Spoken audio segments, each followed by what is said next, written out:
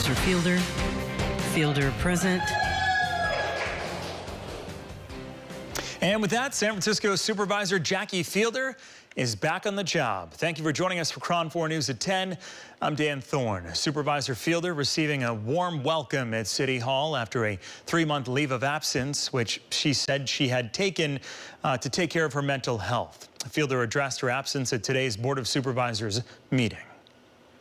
It's not something that I wanted to do, but something that my doctor recommended, and I'm very glad I did take the time to protect my mental health. And I especially want to thank my constituents, the community leaders, community groups from Bernal, the Mission, and Portola, who I have the honor of serving in this chair. I want to thank you for the outpouring of support when I was in my hospital and during my leave. So thank you all so much for your grace, and I'm so proud and honored to be back. Well, the supervisor is already hitting the ground running on her first day back, demanding answers after 2 separate clashes between police and community members during Pride weekend. Fielder submitted an official request into the incidents, which are sparking questions about police tactics. KRON 4's Sara Stinson spoke with organizers, and she joins us live in studio now with more. Sara? Yeah, organizers of the Trans March say they encourage the city to review how the police responded in videos like this one. They tell me Supervisor Jackie Fielder's letter is a step toward understanding why tensions escalated between police and people celebrating Pride.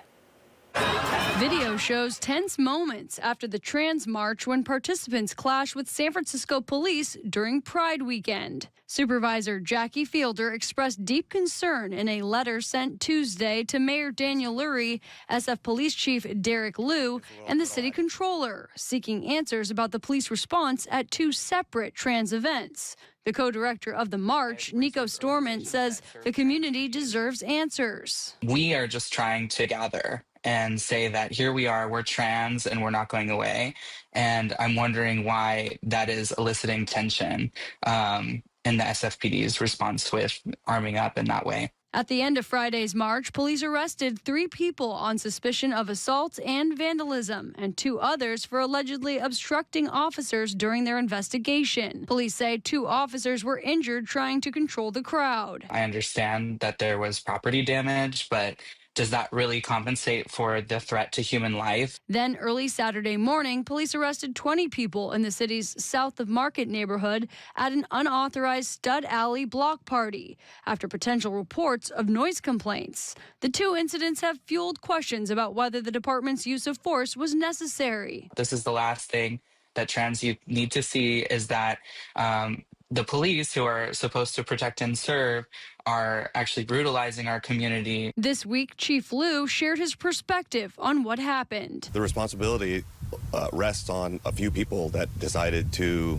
vandalize and to spit on some officers' faces, other things like that. And so the bottom line is this is not just relegated to that one march. We're really trying to send the message: if you break the law in San Francisco, you will be held accountable. In Fielder's letter, she asked nearly 24 questions, including why officers in tactical gear were deployed, how use of force decisions were made, and whether de-escalation policies were followed. I think that we need a little bit more of a reason as to why it was escalated. Was that really necessary? And what are we doing for future events? Supervisor Fielder is asking city leaders to respond by July 14th. Meanwhile, Trans March organizers say they plan to meet with police and city leaders themselves in hopes of preventing similar confrontations at future events. I'm Sara Stinson reporting KRON 4 News.